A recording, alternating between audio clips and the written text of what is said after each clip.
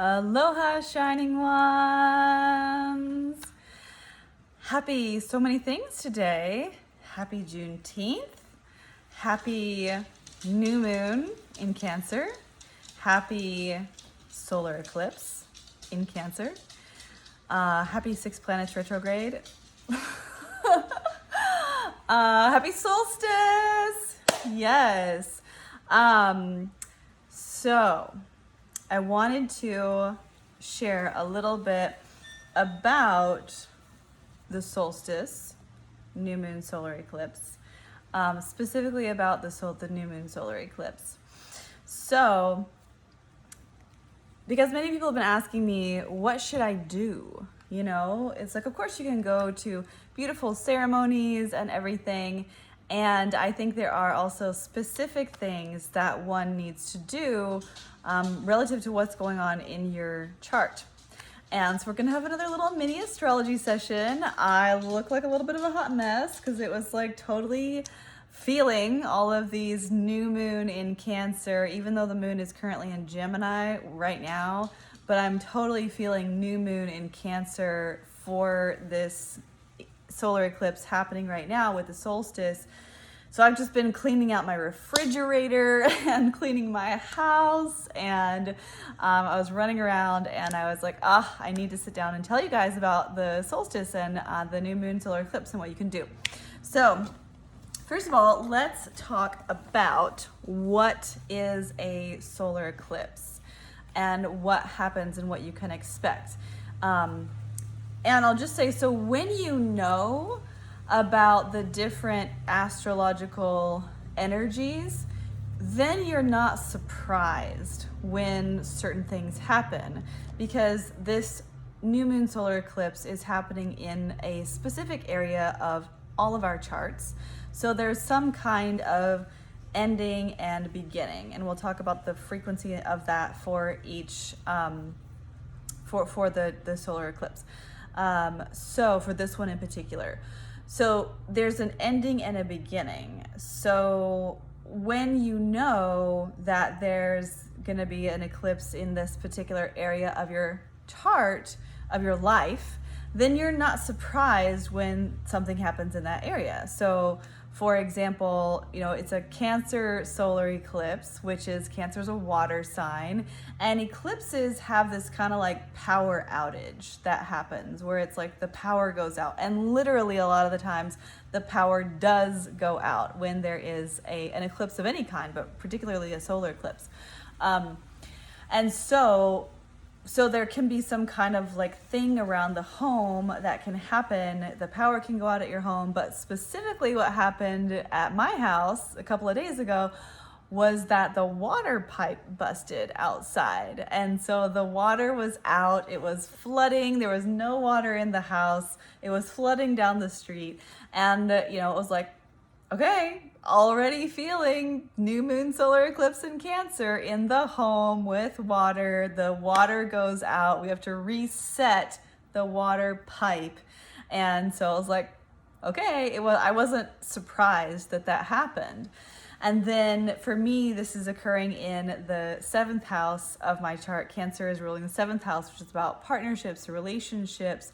And so I've just decided to mutually there's a couple of different relationships that have shifted, and some of them have been me choosing to end a relationship or come to a different stage of it, and then other times it's been a mutual agreement to shift and change the way that the relationship dynamic is happening. And so I don't feel sad or upset about that, because I knew that was coming, you know. So it's kind of like when you know what can happen, you're not surprised, and you can kind of actually like facilitate that. You can encourage that to happen, so you're not resisting to it. Because a lot of the times the changes that happen around an eclipse, they can be big changes, and it doesn't mean that change is always going to happen on the eclipse. I'll say that too. So for the kind of eclipse that we're having tomorrow, it's in the sign of Cancer. So it's triggering all of the cardinal signs. So this is It's happening in, I've got my little chart here. So it's happening, this is a sample chart. It's happening, if I can get not so much glare. Maybe I need to close the window. But so I'll close the curtain here. The sun is going in and out. Okay, so here, there we go. This is the sign of Cancer here. You have Capricorn opposite of that, and then you have Aries and Libra. So we'll talk about the chart and your chart and how you can find these things in your chart. So now the light is different and it's weird. So let's see. Okay. All right. So eclipses bring new moons. I mean, if new moon eclipses, a new moon will always produce a solar eclipse. That is what I'm trying to say.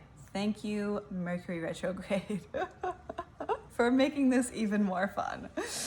All right, so a solar eclipse always happens with a new moon because the new moon, which is no moon, it's just the dark circle, crosses in front of the sun and blocks the light of the sun. And this particular one is special because the moon is farther away from the earth than it normally is, and so it appears smaller. You know, when you hear a supermoon and it's like, oh, the moon is like super big and it looks really big in the sky. This is not a supermoon, and so it is farther away from the earth. So when it does cross in front of the sun, and this is a really short eclipse, so when it does cross in front of the sun, which is visible in like Africa and Asia and parts of the Pacific Ocean, it creates this ring of fire around it. So it's different than other solar eclipses because it produces a bigger kind of more red ring of fire, as opposed to like completely blocking out the sun and creating that beautiful arc line around it. I think it's called an umbra. So what happens? So the moon is our emotions, and it's also many other things. It's our home. It represents our home, our family of origin, our lineage in our family. It represents our past. It represents our mother. It's the matriarchal line in your past. It's the physical body, and it's any and all ways in which we feel safe. We feel nurtured. It's how we take care of ourselves. So just kind of having all of those things kind of swirling in your consciousness as you're thinking about this new moon, which is a reset, plus solar eclipse in Cancer. So when the new moon crosses in front of the sun, the moon is our emotions. And so the new moon is like the deepest part of our emotion because there's no light, it's hidden. So I heard this explanation in a Kundalini class back in 2012, and it stuck with me this whole time. I really love this description of what happens when there's a solar eclipse. So the new moon is our emotions, and it's specifically like the deepest part of our subconscious, unconscious emotions. So when that crosses in front of the sun, it's like we have these nets that are down in the deepest part of our subconscious, unconscious field. And when that new moon crosses in front of the sun, those nets are hoisted up. And then you get to see what has been in those nets, what have you been catching, So then you can take a look and you can be like, okay, so this is what I've been collecting in my subconscious, in my unconscious, in these like deeper parts of my psyche. Do I want to keep these things? Do I need to let some things go back into the ocean? Do I need to deal with some things? So it really illuminates, like that new moon crossing in front of the sun illuminates these deeper emotions that we might not even have been aware of. So on a collective level, that is what is happening. So we all have this opportunity to really come into a place of what is nourishing for me, what feels good. And we're being invited to go deeper, right? Because it's this new moon at the solstice time, and which is the longest day of the year, and so, or the shortest day of the year if you're in the southern hemisphere. So it's a pivotal time. This is a time when the veil is thin. This is a time when we have access to more of our spiritual selves than we normally do. And so we're in this inquiry around what feels good and what is nourishing to me. Many people are finding that this kind of like fluffy, like, let's just, have fun and, dance and make music and all that's wonderful and good. And it's also kind of like, and we need to be doing that deeper work because for many of us, not doing that deeper work, I'm speaking for me right now. Let me show you. For me, I am feeling that experience, and I know that many of you are too, that not what feels nourishing to us is no longer that surface level of everything is okay if we just don't look at it, So it's like what actually feels nourishing, although it requires effort and it requires really digging deep into ourselves, really doing this kind of ancestral karmic clearing. That does, although it is uncomfortable, although it can bring up lots of different emotions around feeling guilt, feeling shame, feeling embarrassed, like not things you've not wanted to look at for a long time, but that feels more nourishing. Looking at those shadows feels more nourishing than not looking at the shadows for those of us who've not been looking at the shadows. So there's many people who are reevaluating what feels nourishing for them, and they're no longer willing to just be on the surface. That what is nourishing is that going into that deeper level. So that's what's happening kind of on a fundamental level for all of us right now. New moon crossing in front of the sun in the sign of Cancer, and being at this space of transition. It's a transition point, 0 degrees, that's a transition point between Gemini and Cancer. So it's kind of this space of like intellectual nourishment, really like doing this deeper healing of learning the true history for us in America, learning the true history and really having a look at what happened in this country and all of the guises that society, the government have sloughed over the top to try to make us not look at it or make us feel better about it. Because slavery is a huge thing, and we're really all doing this like deep diving deep, that for many of us really truly learning about what actually happened and what the experience of Black people in America was and continues to be, is what is feeling like that's the most appropriate thing to do. So that's the kind of collective experience that is available to us, and it's really this opportunity, new moon, to reset that, right?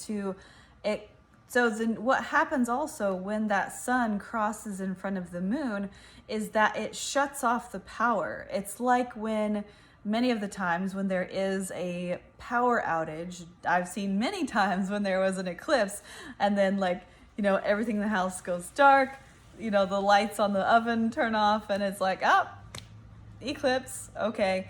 So, or, it's like what happens if the transformer, for the power lines blows up, it goes out, it has gets a surge of energy and then it shuts off. And then the guys have to come out and they have to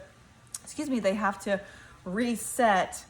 They have to redo the transformer. So they have to reset the grid. So that is what also happens, where it's like there's a power outage that happens. We're going to talk about the places in your chart where this happens. But just to start, if you know your chart, you can get your free chart online at astro.com. You put in your birth date, time, and place. You do need to have the time, so that's a thing. You do need to check your birth certificate or ask your parents when were you born, so that you can get the exact time of your birth.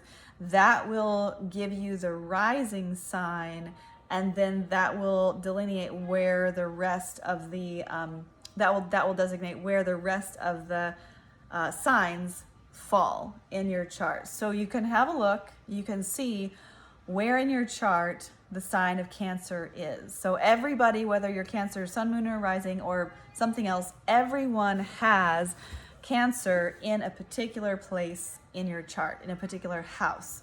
And then you can see where that house is and what might be up for you. So wherever that is, there's a kind of power outage that happens in that area. So you can expect change, and maybe that's an ending of some kind. And then that also provides some kind of new beginning, because the power goes out on one side, which creates a power surge on the other side. And we'll talk about specific houses and things like that. So what to do? What do you want to do during a solar eclipse? So many of the ancient peoples would not be outside. I know it's super cool to, like, if you are in a place where you can see the ring of fire, to see the eclipse, that's fun. But most of the indigenous peoples would not be outside. And I can't speak, for everybody, but that's what I've been learning.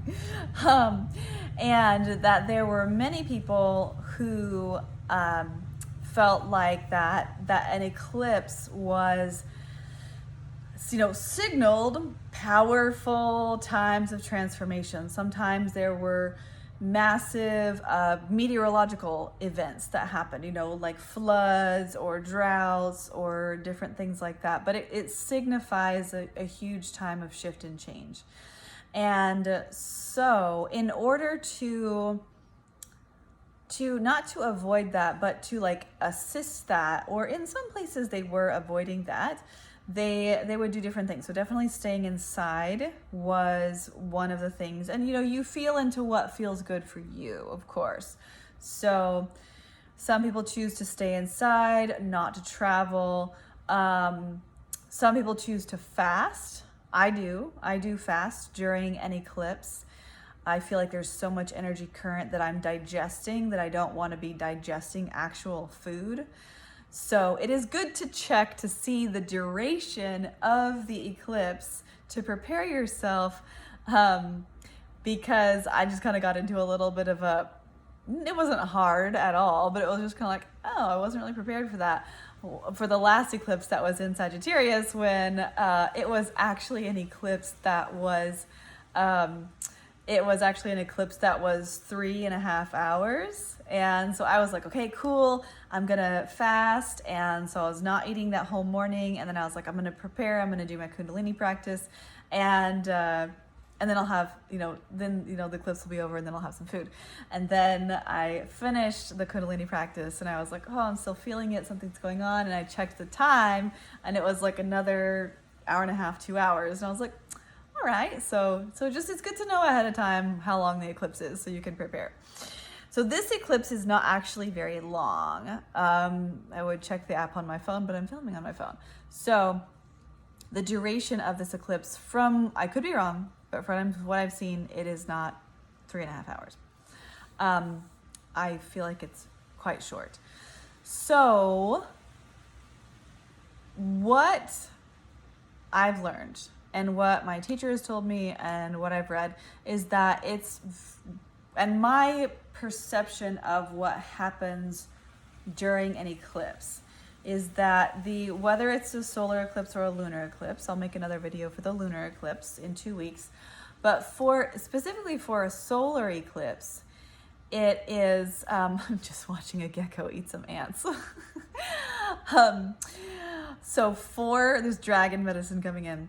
For a solar eclipse, the light of the sun is blocked. And so normally, like right now, there's sunlight coming in, you know, whether it's the sun or the moon reflecting the light of the sun, we're being inundated, you know, constant information coming out to us. Information, because light is information, just like sound is information.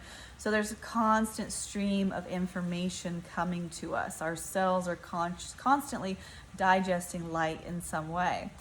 So when there's a break, when there's a block in that transmission of like light, information, we have this space to kind of reset. And it's almost like it gives us that opportunity to integrate that all of the transmissions of light we have been receiving.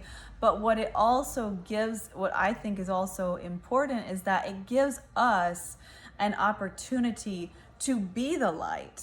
So normally we're receiving the light, and then when there's an eclipse, we have an opportunity to be the light, to anchor the light, to hold the light, to shine the light. So how this looks for each person is different. How it looks for me is not that I'm shining the light out. I'm not on the internet. I'm not on social media during an eclipse. I'm in my home, usually. I'm in my home. Sometimes it can be with other people, but a lot of the times especially recently, I preferred to be alone. And, but I'm at home, I'm inside. I am usually wearing all white. I will wear all gold jewelry when there's a solar eclipse specifically. And I'm wearing jewelry that has stones that are connected to the sun. So this can be citrine, it can be ruby, carnelian, sunstone, garnet, any of the stones that are on the spectrum from red to yellow. So that can be, you know, you can look up all different kinds of stones. So you can, and then a white too, of course, like so, and not particularly quartz, but like selenite, you know.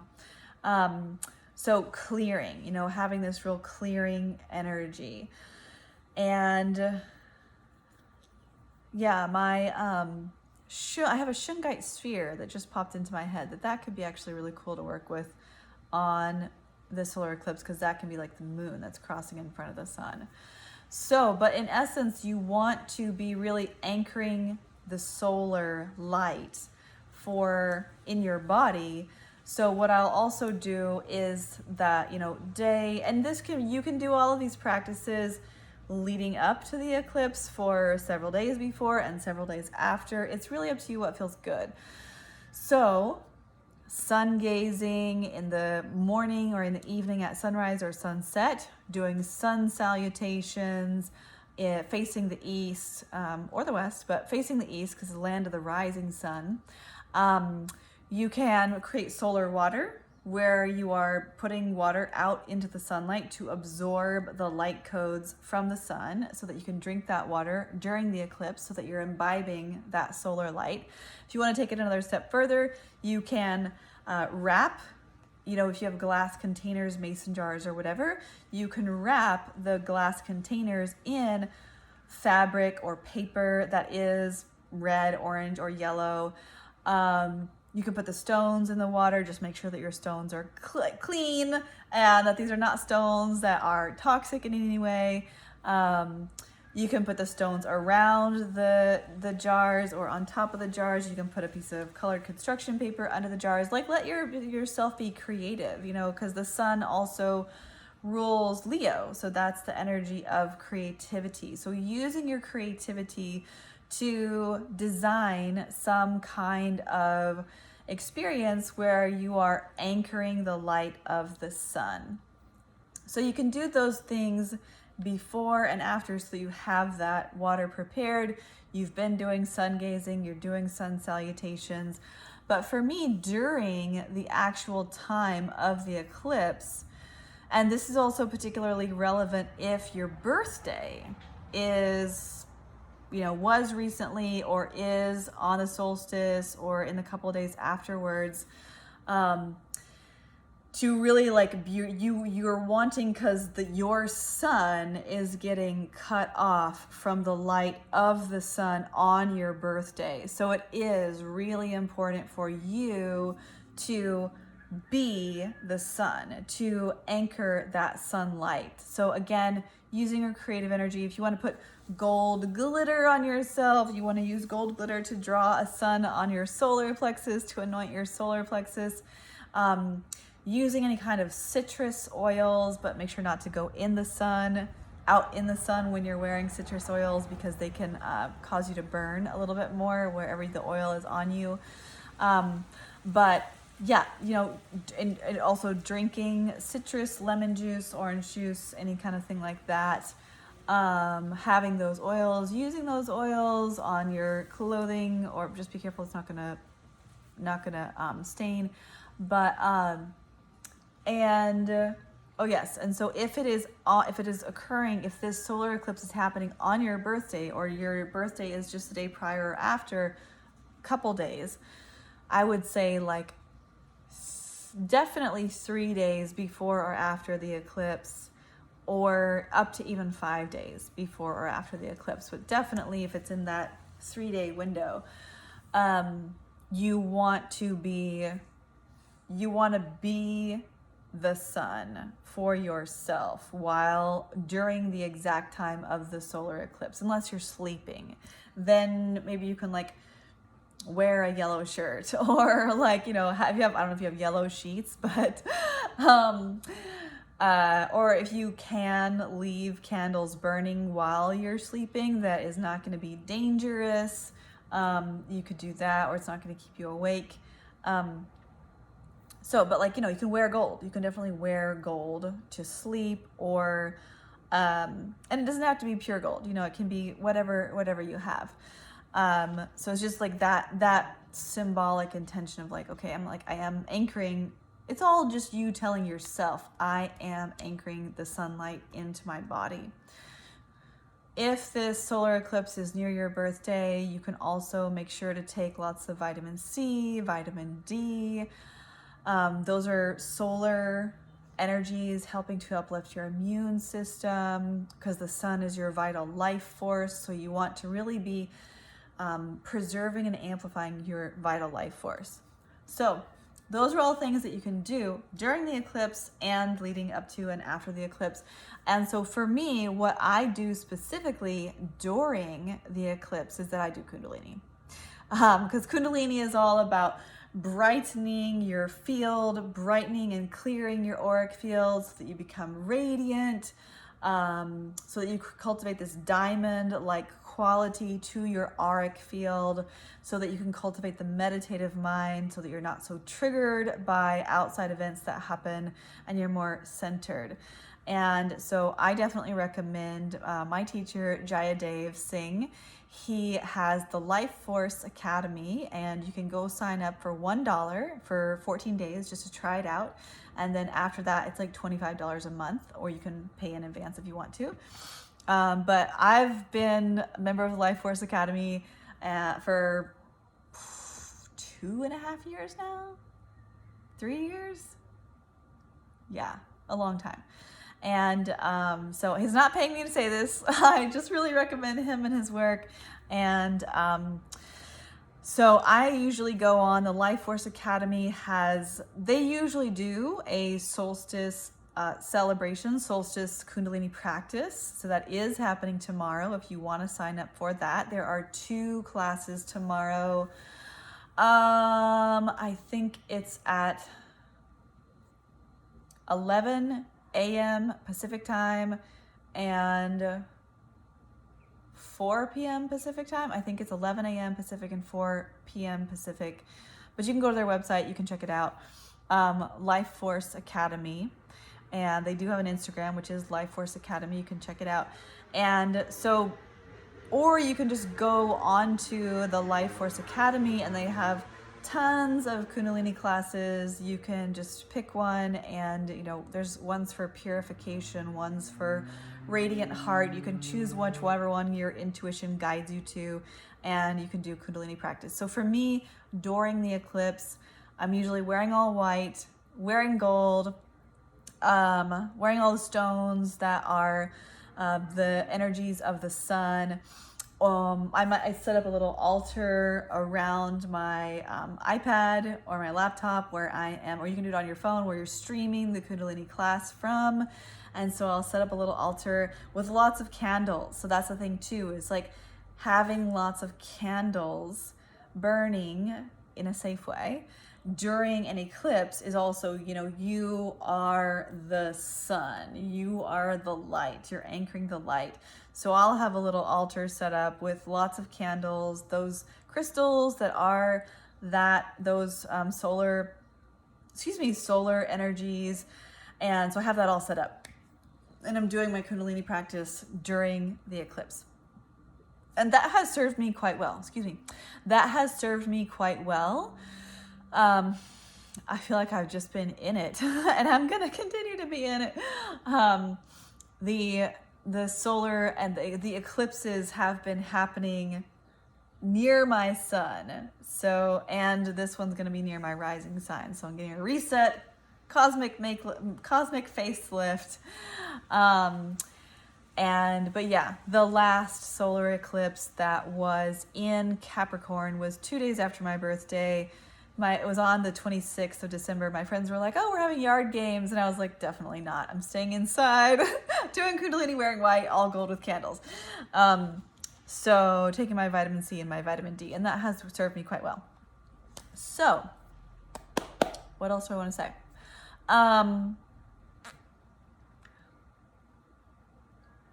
Is there anything else? Okay, so now we're going to talk about finding this in your chart to see what area of your life this is affecting for you. So once again, you're going to want to have your birth chart.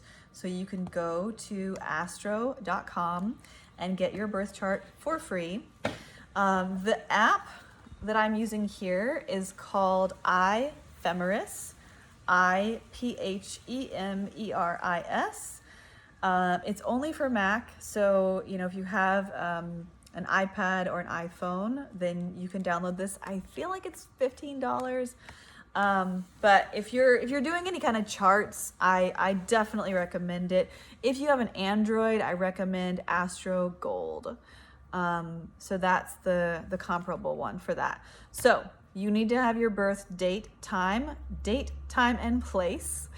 And then you put that information in, it's going to generate your birth chart. And so your rising sign is going to be right here. Okay, so this is the best way angle here. So your rising sign is always going to be over here at the 9 o'clock position on your chart. And I will also say that this looks a little complicated because it's actually two charts. It's the chart, the sample chart, and the birthday chart, or the day of the astrological weather of today. So this is what you will see, not that. So don't freak out about this. I always say, don't look it in the eye. Don't look it in the eye. So what you're looking for is the rising sign here. So this sample chart has a rising sign of Gemini at 17 degrees.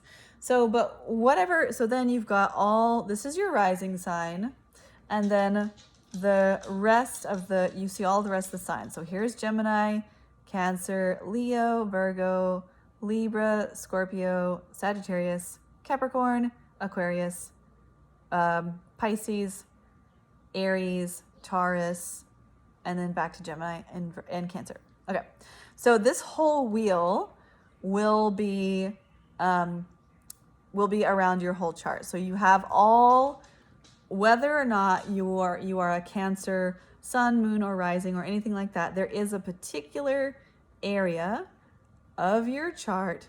Come on. Oh, I think it's because I'm touching it down here. There's a particular area of your chart that is governed by the sign of Cancer. So what you want to do is you want to look at this juncture between where you see Gemini and where you see Cancer, because that line right there the juncture between Gemini and Cancer, that is 0 degrees Cancer. So it might not have these nice little degree marks, but you just find where Gemini and Cancer is. That is 0 degrees. That is where the eclipse is occurring in your chart. So for this person, it's happening in the very middle of their first house. So it's not too close to their rising sign. Again, if you are Gemini rising at like 28, 27, 20, not really 27, but 28, 29 degrees Gemini, or 0 degrees Cancer, because that's where it is, or 1 or 2 or even 3 degrees Cancer, that's going to be affecting your rising sign. So that's where it's kind of like you're getting a cosmic makeover, a cosmic facelift if your rising sign is 28, 29 degrees Gemini, 0 degrees Cancer, or up to 1, 2, or 3 degrees Cancer. So it's kind of like a 5 degree, they call it an orb, that there's like this like little, sphere around 0 degrees Cancer where it's happening. Okay. So if that's happening for your rising sign, then you're getting a cosmic facelift. And so the way that people see you is going to change. And maybe it could be that you decide to change your hair. You decide to change something about your physical appearance, because that's how people see you. And Mercury is retrograde and Venus is retrograde. So, of course, like, honor what you are feeling. And if you can wait to do any kind of makeover kind of things, to wait until after Venus goes direct, which is June 25th, not long, you don't have to wait too long. That would be a better time to get your hair cut or colored, or change your wardrobe, or get a tattoo, or I don't know. I'd wait to get a tattoo until after Mercury's retrograde. But so, and that's the same thing too for if it's in your first house, right? Because your first house is how people see you in the world. Okay. So then we're going to go around. So you are looking in your own birth chart for where you see 0 degrees Cancer. Again, just a little before, just a little after, you're looking for that sweet spot. So if that happens, this is not what's happening in this chart,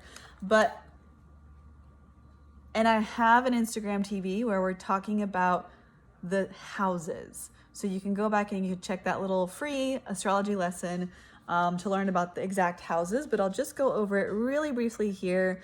So in the same way that there is this circle on the outside where all of the signs are, you also, I'll hold this with my chin, you also have this inner circle that is all of the houses. So there's house number 1, 2, 3, 4, 5, 6, 7, 8, 9, 10, 11, 12. And they go kind of what they govern, the different areas of your life, go along with the different signs. So the traditional ruler of the first house is Aries. So Aries is fire sign, cardinal. So it's like, it's how people see you, first thing, like initial reaction.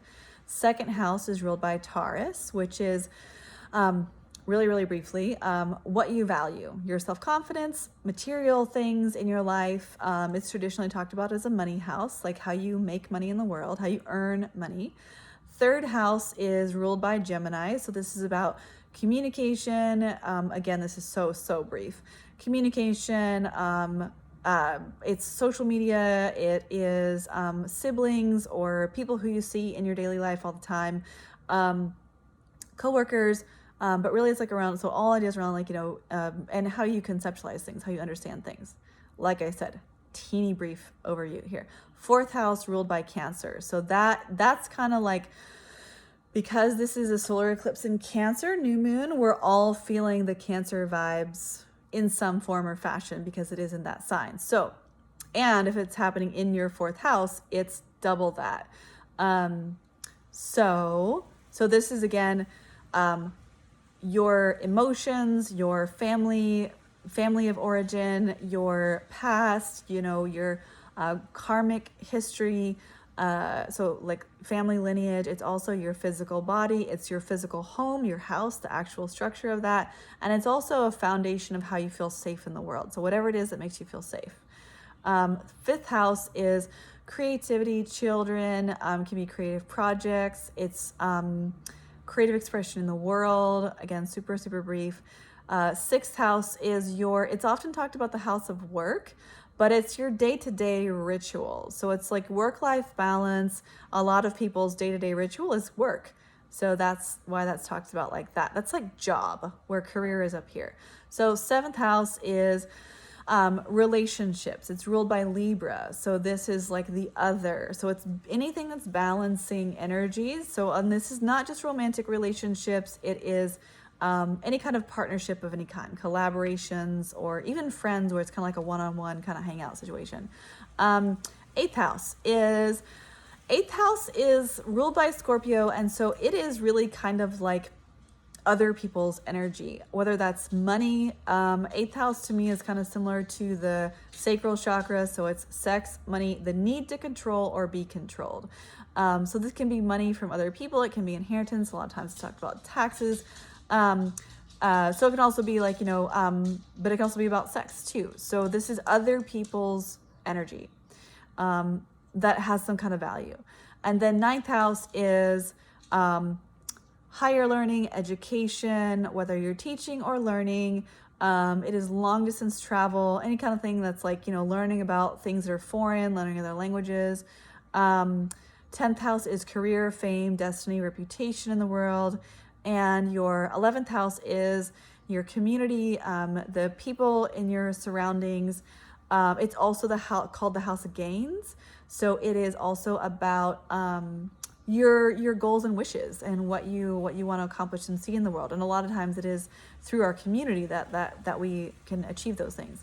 And so the 12th house is the house of like dreams, meditation. It's ruled by Pisces. So it is higher education, or not higher education, higher spiritual realms. I guess that is a kind of education. Higher spiritual realms. It's also talked about as like institutions, like hospitals or churches, schools. But usually this is more kind of like the mystical, mythological realm. Okay, and it's also your unconscious beliefs is 12th house. So I'm gonna try and make this all super succinct. So you are looking for where there is 0 degrees Cancer in your chart. So then whatever house you find that in, then that will be where you are having some kind of reset, and that is what is up for you. So for example, if that is happening, let's see, if that's happening in your 4th house. So if you have 0 degrees Cancer in your 4th house, then it could be that something happens around your home where there's some kind of like power outage, and maybe you need to move. Maybe you need to do something happens in the home where something breaks, and you need to redo it. It could also be family things, like it could be that there is some kind of communication that needs to happen.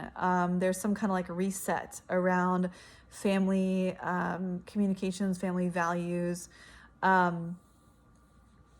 or it could also be any kind of thing that makes you feel safe. The 4th house is not traditionally talked about as a money house, but it is, it's talked about, it's not traditionally talked about as a money house, but to me, it kind of is, because it's like, so now there's the whole digital nomad thing where it's like you don't need a physical home to feel safe and have a foundation, but being able to make money from wherever you are, that is part of the foundation. So there could be a reset around that. So then another example could be, and so just take what I said about the different, and you can look up, astrology 2nd house. You can look up astrology 10th house, astrology 12th house, and description. And then you can find out what are all of the attributes of that house. And then you can say, okay, so I'm going to have some kind of reset around that area.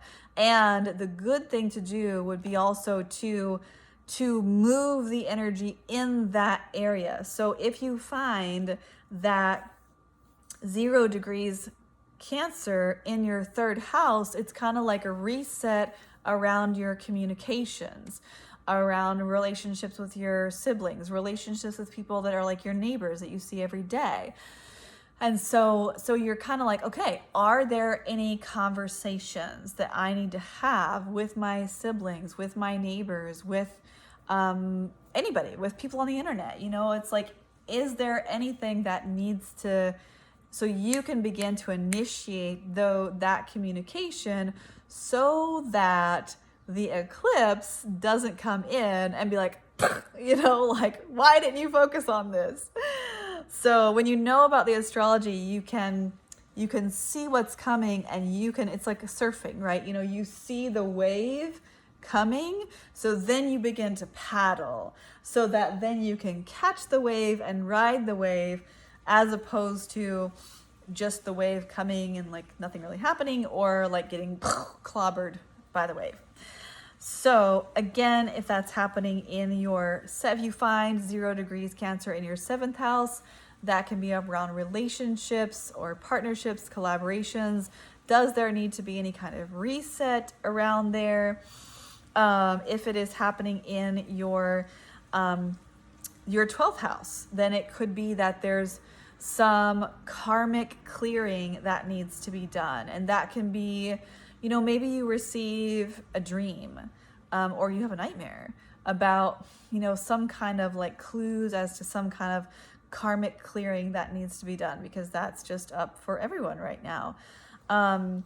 If you find it in that 0 degrees Cancer in your 11th house, it could be like, okay, I am really feeling inspired to speak about social justice. I'm really feeling inspired to speak about Black Lives Matter. I'm really feeling inspired to shift how I communicate to, and how I show up for my community. And so I need to do like a reset with that. So you know, maybe you're choosing to be more socially active right now, and that is a great time to do that, because this is that reset where you can shift, you can pivot in that way.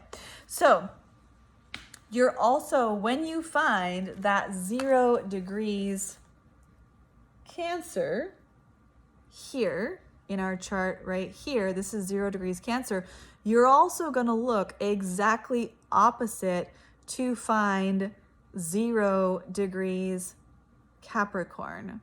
So that's right here. And again, because this is the opposition. So you're looking, here is the 0 degrees Capricorn. And so in this chart, there's nothing that's really, okay, so Jupiter would be hit by this eclipse, because Jupiter is here at 3 degrees Capricorn, which is exactly opposite. So there would be, so wherever there's the power outage in Cancer, there can be a power surge on the opposite side, wherever you find 0 degrees Capricorn, or 28, 29 degrees Sagittarius, or 0, 1, 2, 3 degrees Capricorn. So there can be a power surge in that house and in whatever planets are around that. So, so for example, this person is having some kind of like power outage in how they show up in the world.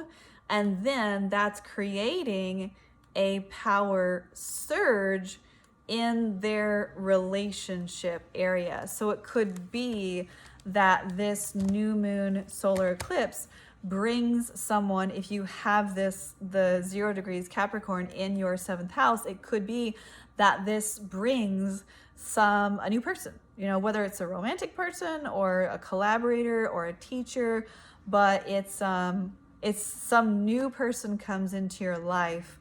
And for this person, having this eclipse with Jupiter activated here, it could be a teacher. Jupiter is the guru. and the teacher and the philosopher. So it could also be a very like person with big personality, you know, like big personality people or Sagittarius people talk with their hands, you know, like very big gestures, very expressive, and they love to teach. I mean, I have Sagittarius rising, so you know, definitely someone who is like likes to talk, me, and tell stories, and is some kind of teacher. So that there could be a new person similar to that who shows up in your life because it's creating this power surge in that 7th house, you know. So that's just the example. So you can look up, you know, 5th house. If you're having that solar eclipse in Cancer is happening, that 0 degrees Cancer is happening in your 11th house, which is maybe, you know, you want to shift the way that you shift the way that you communicate to your community, to your network, and how you are seen to them is going through a renovation. And then that can bring forward a power surge, because that's 11th house. 11th house is here. Then that comes on some kind of power surge over in your 5th house. So maybe that in the 5th house is creativity, creative projects, children. And so maybe there's some kind of, you know, you're like, I really feel like I need to do a makeover for how I show up for my community. I want to do a reset for how I show up for my community. And I'm having this creative idea coming in, because that's the opposite sign. And then you can have some creative idea about how you can do that.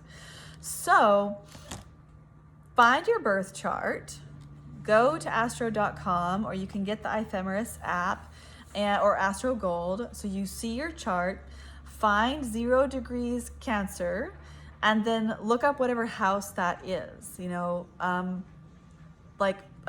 you know, 7th house astrology or 5th house astrology. So you find whatever house that is, you read all of the different keywords about that. So you're like, okay, cool. I'm going to have I can expect some kind of reset around that area. And then you look across the chart and you find 0 degrees Capricorn. So then you're like, okay, cool. So because there's some kind of shift and change, new beginning, right? It's a new moon. So there's this clearing and there's also a new beginning. So there's some kind of like, maybe you close a chapter in order to, you know, there's always a beginning inside of every ending. So you close a chapter in order to begin a new chapter. And then you're like, okay, so there may be something that is in the realm around whatever house Capricorn is in, 0 degrees Capricorn, that gives you something comes to you in that area. So there's always a beginning in every ending, and there's always an ending in every beginning. So, and whatever happens during an eclipse, and so I'll also say that these things, these endings and beginnings, may not happen tomorrow. That eclipses can have effects for special cardinal eclipses, which is this eclipse is the cardinal. It's happening in Cancer, which affects all of the cardinal signs. So Cancer, Capricorn, Libra, and Aries. And so those eclipses have more of a fast-paced action that happens to them. So that can maybe happen within 1 month to 90 days. You can see the results of that eclipse. But so my teacher told me that it's always important, as long as you are in ceremony, you are honoring the eclipse. As the planets continue to go around and like bing, bing, trigger that eclipse point in the coming days, weeks, and months, if you were in the space of honoring that eclipse during that time, you're less likely to get slammed. The endings and beginnings won't be so dramatic, or if they are dramatic, you will have some kind of clue about what that is, so you're not so like, whoa, where did that come from? So And so whatever happens during an eclipse, whatever ending, whatever beginning happens during an eclipse, it really is kind of like eclipses are here to realign us, to get us back on track. So if you've wandered out, you know, into the great unknown and you got kind of like distracted and sidetracked and whatever, then the eclipse is kind of like meow, put you back on your track. It's kind of like the mama kitten, the mama cat, and there's that one kitten that's like, you know, walking towards the road, and then the mom goes over there and like, come back here, you know, put you back on your track. So I hope that this was helpful. If you would like a deeper look at your chart specifically, I do readings, and I do offer readings.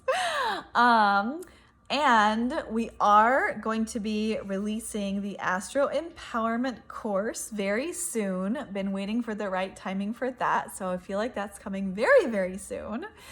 I'm having my own astrology reading with my teacher tomorrow on the eclipse, so that feels on the new moon, so that feels really relevant. So I can't say for sure exactly because I want to double check the dates with him, and it's like imminent. It's very soon. So Astro Empowerment is the 6-month astrology immersion. We go through all things astrology in great detail, and you get the material every 2 weeks. So you have lots of time to integrate, to look at your chart, your family's charts, your partner's charts, your coworkers' charts, your clients' charts, to really get a sense and feel of being able to digest all the information. And I am working to build relationships with and create collaborations with Black astrologers. So, but those things take time. So we don't have guest teachers yet, but that is definitely something in the same way that I have guest teachers and collaborators for Remembering Lemuria and Rising Lemuria. I do want to bring in guest teachers, and I'm so excited to begin building and creating those relationships and collaborations with Black astrologers. So they're not happening yet. I want to be super respectful and really build these relationships in a sustainable and empowering way for both of us and for all of us. And so I want to be super respectful about how that is happening. So those will be coming. I'm excited to welcome in those guest teachers through those collaborations when that does happen. And so you can look out for that. I'm excited to share about that when they are ready and when they are in their fruiting phase. And thank you so much for watching this Instagram TV. I hope that it was helpful for you. If you have any questions at all, please don't hesitate to put them in the comments below, and I'll be happy to answer them. And many, many blessings to you and your family and your communities for this potent, powerful time. We didn't even talk about Mercury retrograde or Venus, Saturn, Jupiter, Pluto retrograde, all happening simultaneously, and all of the other things that are going on. So I just wanted to give you some insights in what you can actually do to really be that light for yourself, to cultivate that light during the time of the eclipse, and to know what area of your chart is being affected by this eclipse and how you can move those energies forward in your life and not be so surprised if those things happen, those endings and those beginnings. So I love you all, and happy eclipse, happy new moon, happy solstice, happy Juneteenth today. And I love you all, and I will see you next time.